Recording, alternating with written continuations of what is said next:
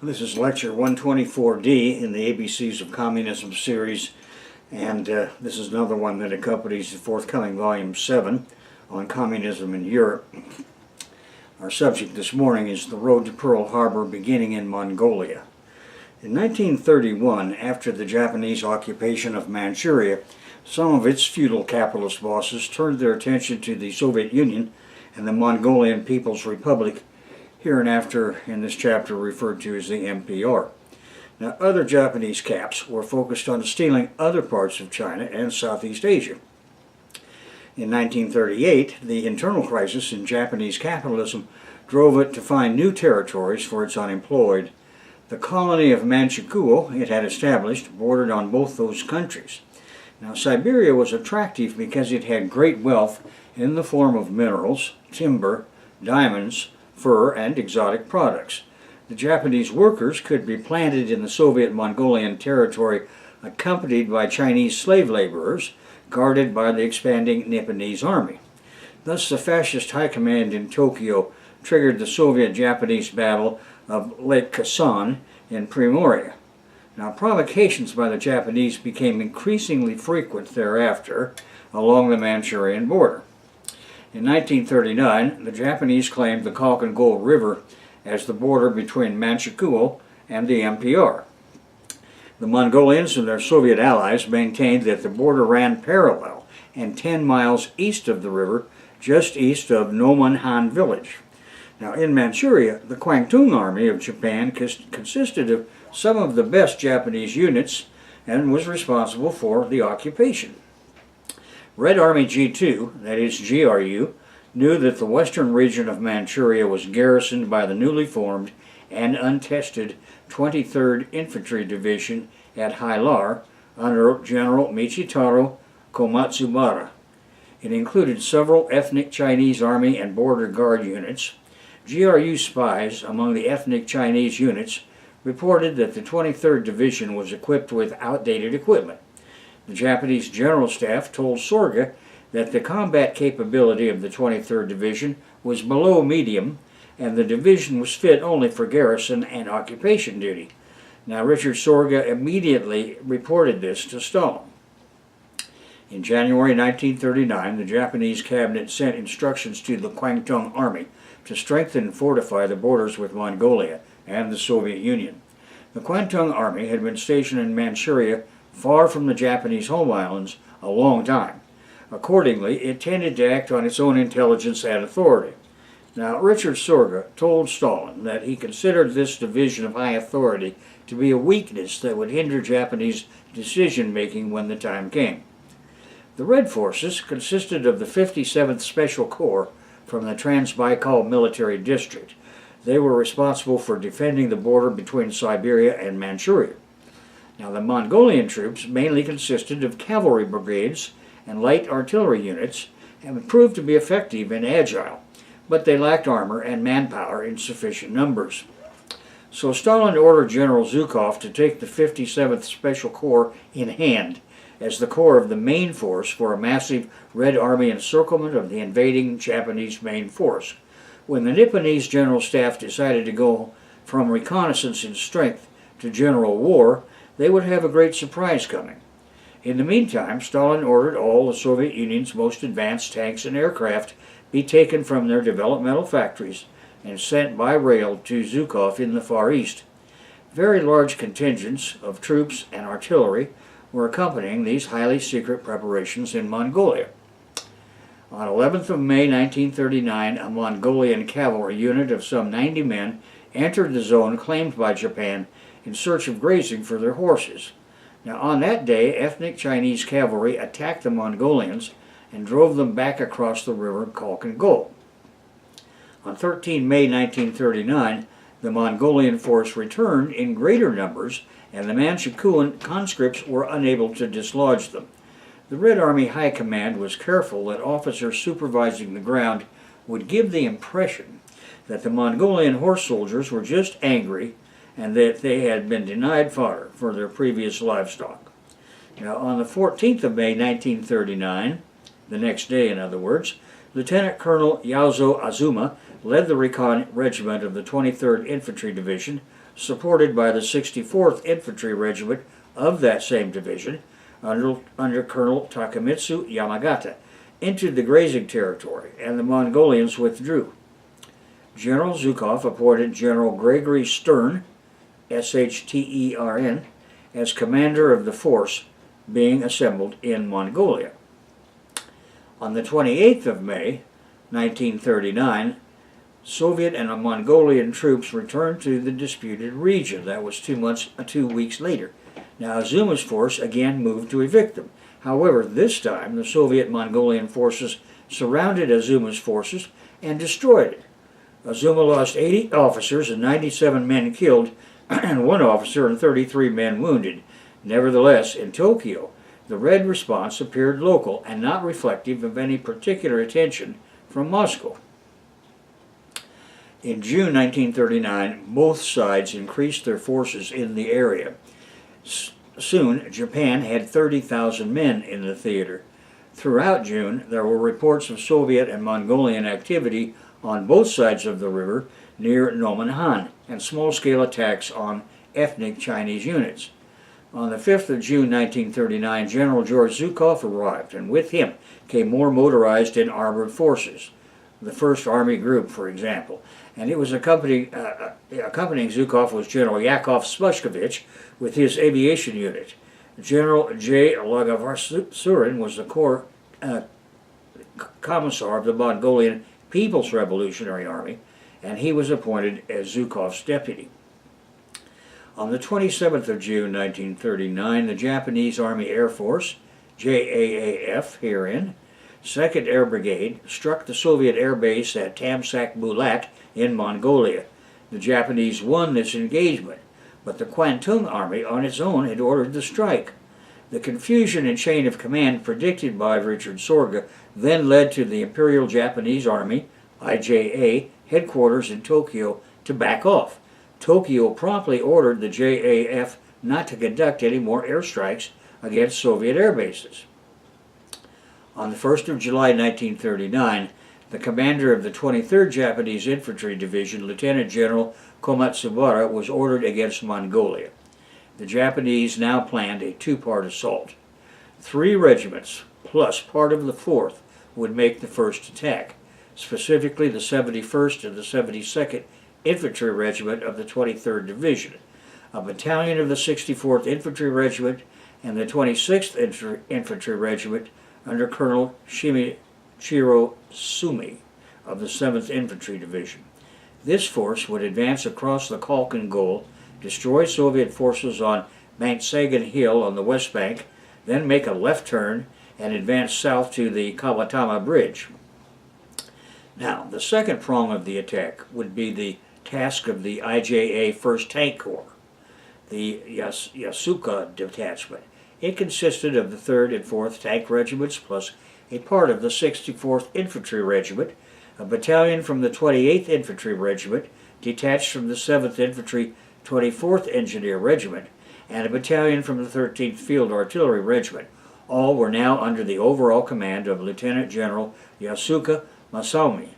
This force would attack Soviet troops on the east bank of the Khalkhin Gol and north of the Holston River. The 2 Japanese thrusts were to join on the wings. The Northern Task Force succeeded in crossing the Khalkhin Gol, driving the Soviets from Mangtsagan Hill and advancing south along the west bank. Then, on the 5th of July 1939, Zhukov launched a counterattack with 450 BT and T-26 tanks. Accompanying them were BA-10s and BA-3/6 armored cars with 2-inch main guns and 30 caliber machine guns. The Soviet armor attacked the Japanese on 3 sides in classical deep battle formation. The Japanese were forced to withdraw across the river. Meanwhile, on the 2nd of July, the 1st Tank Corps of the Asuka Detachment, the Southern Task Force of the Japanese, had attacked. Forced to move in the darkness to avoid the Soviet artillery on the high ground of the west bank of the river, and then a pitched battle ensued. The Asuka Detachment lost over half its armor, trying but failing to break through the Soviet forces on the east bank and reach the Kawatama Bridge. So on 9 July 1939, a Soviet counterattack threw the devastated Yokosuka detachment back, and Yokosuka was relieved. The Butcher's Bill showed that the Japanese lost 42 tanks in these encounters. Long-range Soviet artillery had destroyed Japanese armor formations. The Soviet Mongolian side lost a total of 77 tanks and 45 armored cars from the committed 133 and 59, respectively. During the rest of July, the two armies sparred with each other on a 2.5-mile front along the east bank of the Khalkhin Gol to its junction with the Holston River. Zhukov's main force was 465 miles away from its main logistical base, so it had assembled a fleet of 2,600 trucks to supply his troops. Now, as Sorga had told Stalin, the Japanese had primitive motor transport. On the 23rd of July 1939, the Japanese launched another large-scale assault, sending the 64th and 72nd Infantry Regiments against Red forces defending the Kawatama Bridge. Now, Japanese artillery supported the attack with a massive barrage, and that burned up 75% of their available ammunition. Accordingly, they again failed to break through the Red lines and reach the bridge. So 2 days later, on 25 July 1939, the Japanese disengaged from the attack with huge personnel losses, not to mention having run out of artillery shells. By this time, the Japanese had suffered over 5,000 casualties. Soviet losses were easily replaced, and the battle was a defeat for Japan, and the war had become a stalemate. Now, nearly a month later, on 20 August 1939, Zhukov launched a major offensive to clear the Japanese from the entire Khalkhin Gol region and win the war. Zhukov had assembled a fleet of 20,000 trucks to transport supplies from Chita, 370 miles away. The Japanese imperial staff in Tokyo had no knowledge of this massive logistical base, nor of its ability to supply Zhukov's armored force. For that matter, as Richard Sorga had told Stalin, they had no inkling that the Reds had 3 tank brigades prepared for deep battle. These were the 4th, 6th, and 11th.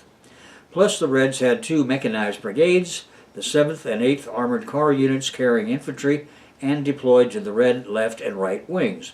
The entire Soviet Mongolian force consisted of 3 rifle divisions, 2 tank divisions, and 2 more tank brigades, a total of 500 BT-5s and BT-7 tanks, 2 motorized infantry divisions, and over 550 Sturmovik fighters and bombers.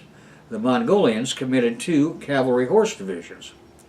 To test the Japanese defenses before their main assault, the Reds launched 3 recons in force, one on 3 August, and another on 7 August, and a third on 8 August. Now these gave Zhukov the order of battle combat intelligence he wanted. Meanwhile, the Kwantung Army staff officers were increasingly worried over the disorganized condition of their 6th Army. Furthermore, the growing casualty count meant that the already green 23rd Division would have to take time to train and assimilate new replacements. Zhukov's recon in force combat intelligence meant he could call up whatever units he wished from anywhere in the USSR and MPR for the coming 20 August final offensive. So on 5:45 a.m. on Mongolian time, on 20 August 1939, Soviet artillery and 557 aircraft attacked Japanese positions, the first fighter-bomber offensive in Soviet Air Force history. Approximately 50,000 Soviet and Mongolian soldiers of the 57th Special Corps defended the east bank of the Khalkhin Gol. 3 infantry divisions and a tank brigade crossed the river, supported by massive artillery and the Soviet Air Force.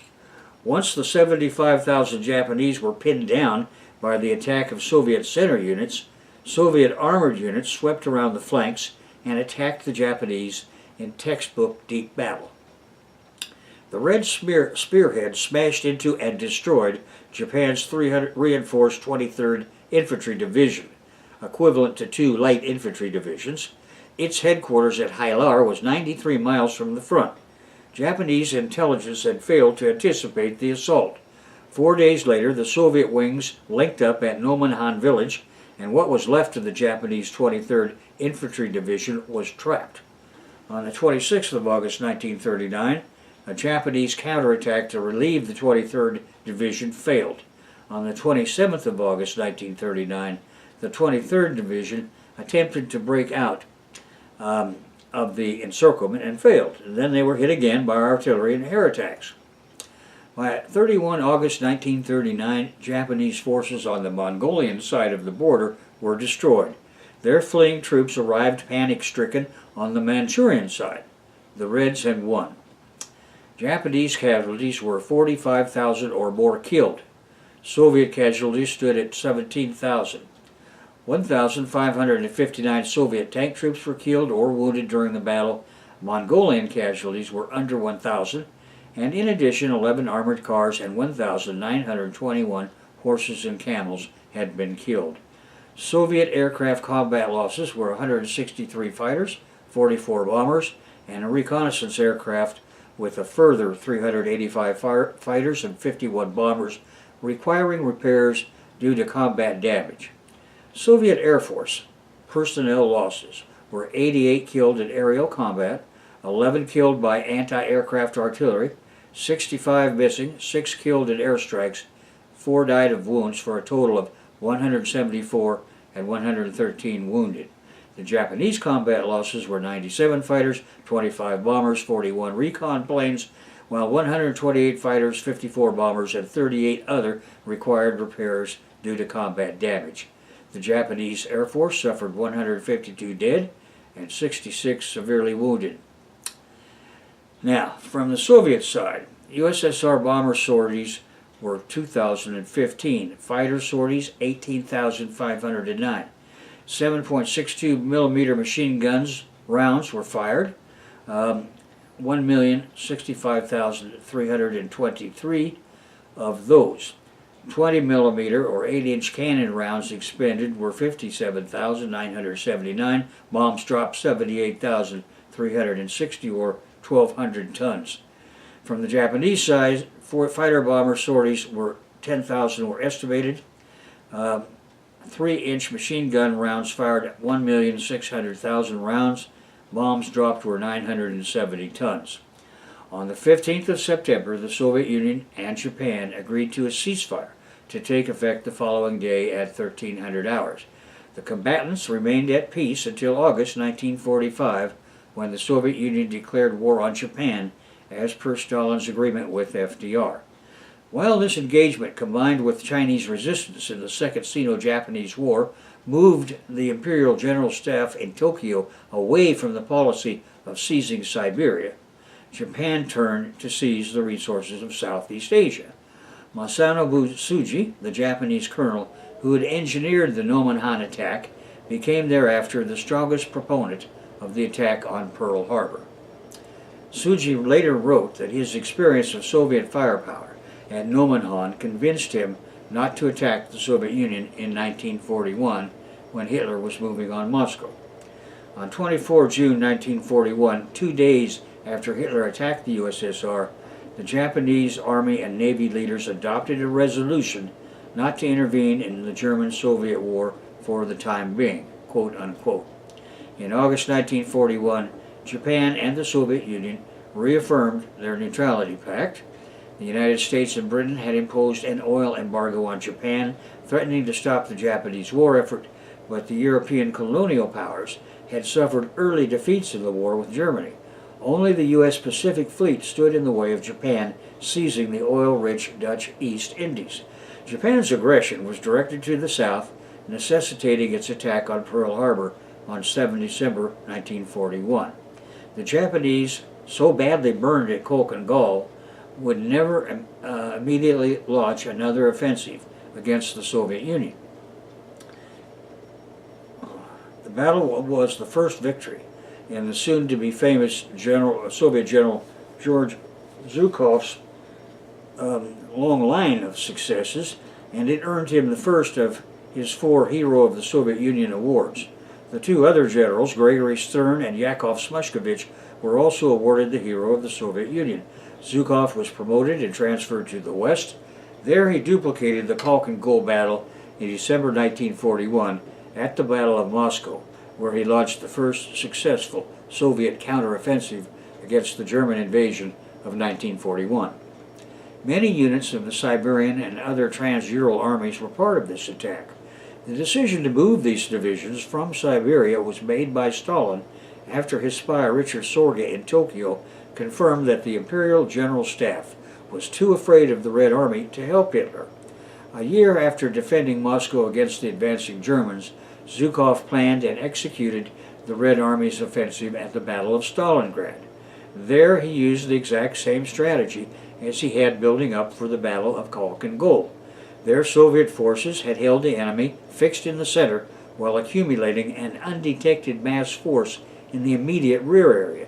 At Stalingrad, Stalin and Zhukov built an overwhelming superior force on their side of the Volga, so the Red Army could launch an enveloping pincer attack on the wings to trap the German Sixth Army and its allies.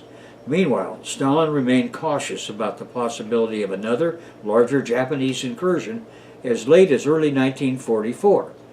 Due to this caution, the Red Army kept a large force in the Far East even during the bleakest days of the war in Europe. For example, on July 1, 1942, Soviet forces in the Far East consisted of 1,446,012 troops, 11,759 artillery pieces, 2,589 tanks and self-propelled guns, and 3,178 combat aircraft. Russian President Dmitry Medvedev and Mongolian President Sakhidin Elbegdor, standing in front of his statue at the ceremony in Ulaanbaatar on August 29, commemorated the 70th anniversary of the battle. At the International Military Tribunal for the Far East, delegates of the Soviet Union charged 14 Japanese, specifically one for having initiated a war of aggression against the Mongolian People's Republic in the area of the Khalkhin-Gol River, and two for having waged a war in violation of international law against the USSR. Kenji Dohara, Hiranuma Kichiro, and Sashiro Itagaki were convicted. The Mongolian town of Choiwalsan in the Dornad province where the battle was fought is the location of the G.K. Zhukov Museum, dedicated to Zhukov in the 1939 battle. Ulaanbaatar, Mongolia, has a G.K. Zhukov Museum with information about the battle. So, in summary, Japan attacked Mongolia. Back at the Mongolian ranch in the national capital of Red Flag, that is Ulaanbaatar, the party bosses were worried. The spring had begun, and the Japanese continued their military testing of Mongolian frontiers with China in one provocation after another. The Mongolian Bolshevik Party leader, Khorloogiin Choiwalsan, was a personal friend of Comrade Stalin, and he and the rest of the Mongolian Communist Party's Politburo had cabled Stalin asking for specific military commitments along the Khalkhin-Gol River frontier with China. Now, you may recall by this time the Japanese capitalists had occupied large sections of China, including all of Manchuria, large sections of which bordered on the People's Republic of Mongolia. Then, only 1 month after Franco declared victory in April 1939, the Japanese capitalists had attacked socialism's eastern frontier at a village along the Mongolian river Khalkhin-Gol that formed the Chinese-Mongolian border. The fighter planes, perfected in the air war over Spain, were in factory mass production. They were backed up by still more planes, being further perfected according to the doctrine of deep battle itself perfected in actual wartime experience in Spain. The same was true for the Armor Corps, which had been by far the best in Spain and was being further perfected back home in the Soviet Union when the Japanese attacked. The affair in Spain was directly connected to the opening shots of the Second World War. Why? Because the first shots against the Soviet Union were fired in the east, not the west. That is where Japan attacked. So it was not the long-awaited English, French, German, Italian attack which most worried Stalin. Stalin knew he had to avoid at all costs a two-front war, which he well knew was the endgame strategy for the Western capitalists. During the spring of that fateful year 1939, while the attention of the West was riveted on Hitler and his next move, the Japanese capitalists had prepared a massive attack on the Soviet Union and Mongolia. and as we've seen, they began on the 11th of May, 1939, initiating incursions into Allied Soviet territory at the Chinese-Mongolian Khalkhin-Gol River border, launching its main phase July 3rd. The Mongolian bosses were more worried perhaps than they should have been. The boss did have the situation well in hand. Stalin's chief spy in Japan, Richard Sorga, embedded as an SS officer in the Nazi embassy in Tokyo, told him via his secret radio system that the Japanese were playing out a scenario at the highest level. One group of Japanese imperialists wanted to attack north and secure Siberia from Lake Baikal east for Japan. The other Nipponese imperialist leaders wanted to attack south, gaining more of China, as well as Indochina, Malaysia, Singapore, and Indonesia. The attack on Mongolia was the test that would determine which faction won out. Stalin pounds Japan's invasion force to dust. Stalin believed, based on Sorga's intelligence, the Japanese did not have modern equipment, that they denied their soldiers proper medical care. Nevertheless, they relied upon suicidal troops to accomplish their missions. Accordingly, Stalin directed his hand-picked general George Zhukov to prepare a counteroffensive of special type. Stalin gave Zhukov the most advanced tanks and ground-attack fighter-bomber warplanes the USSR had, including those straight out of prototype design phase, shipped straight from their design institutes and manufacturing plants to the desert war zone. Zhukov was confident that this modern armament, combined with infantry superiority, would give Bolshevism victory. In August 1939, General Zhukov was ready. While building up for the counterattack, the Red Army had successfully kept the Japanese busy with a Stalin retreat strategy. Now the time had come to kick some ass. On 20th of August 1939, only 10 days before Hitler attacked Poland, Zhukov delivered a smashing rebuff to the Japanese invaders at the Khalkhin-Gol River using advanced Soviet deep operation tactics. Deep battle featured squares of tanks moving against the Japanese flanks and rear. These were supported by the 1st ground attack Sturmovik fighter bombers, along with the massive infantry frontal attack. 2-to-1, 60,000 to 30,000 men in the Soviet and Japanese main forces went head-to-head. The Japanese had no advanced warplanes of Soviet caliber or any advanced heavy tanks. Worst of all, they had no adequate anti-tank weaponry of any kind. Zhukov liquidated Japan's entire main force, including those who failed to surrender, between the 27th and 31st of August 1939, and he sent what was left of their total 80,000-man expeditionary force reeling back into Manchuria, minus their armor, artillery, and remnant air force. The next day, September 1st, 1939, Hitler attacked Poland, and accordingly, the world ignored the fact that Japan had been wiped out in its adventure against the USSR. Of course, none of the European cap countries had any idea about what was going on in East Asia anyway, with no correspondence on the ground of any kind. Japan's million-man reserves, waiting to move into Siberia, however, witnessed deep battle firsthand while waiting in Manchuria, and they sat dumb. They were not nearly as well equipped as their expeditionary spearhead that had just suffered Japan's first smashing defeat of World War II. The bosses of Japan would not venture against the Soviets ever again. Pearl Harbor was now inevitable. According to Richard Sorga, the Japanese High Command was stunned by the Soviet counterattack, concluding the readiness of the Red Army was of a far higher quality than they had imagined. The Japanese gave up altogether on the northern strategy and decided to strike south against the USA, UK, France, and the Dutch in pursuit of all their colonies and the rest of China. And herein lay the inevitability of Pearl Harbor. If Hitler had been paying attention, he would have seen what was waiting for him in the Soviet West. But he wasn't. While Stalin's ploy did not stop the Nazi assault, but along with their upcoming difficulties in their Balkan campaign, the Red Army's shockingly effective assault on Japan's best forces came as an upset to Hitler's generals. They delayed it until the summer solstice of 1941. The Japanese were so badly mauled, their general staff would never again consider getting into that conflict, even when the Germans appeared to be heading for victory. So all in all, we can say that Lenin's Far East policy succeeded. In the meantime, in China, Mao Zedong's hand-picked Communist Party General Lin Biao launched the 100 Regiment's Party Army attack. It dealt death and destruction on the left flank of the Japanese army garrisoned in Manchuria, as well as north-central China and the Chinese heartland. The Japanese response was to launch the Three Alls campaign, which massacred 22 million Chinese between 1941 and 1943, a Holocaust nearly 4 times greater than what the Germans did to the Jews.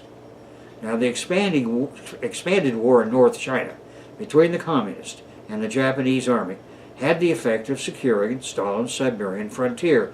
It tied down all of Japanese imperialism's armed forces, China thereby fulfilling Lenin's hope for an eastern frontier nation allied with the Soviet Union against imperialism. And the Japanese genocide against China fed huge numbers of volunteers into what was to become the Chinese People's Liberation Army, or PLA. Meanwhile, the fascist regime of Chiang Kai-shek continued its refusal to fight Japan. The Communists continued as the only indigenous Chinese force fighting Japan's invasion.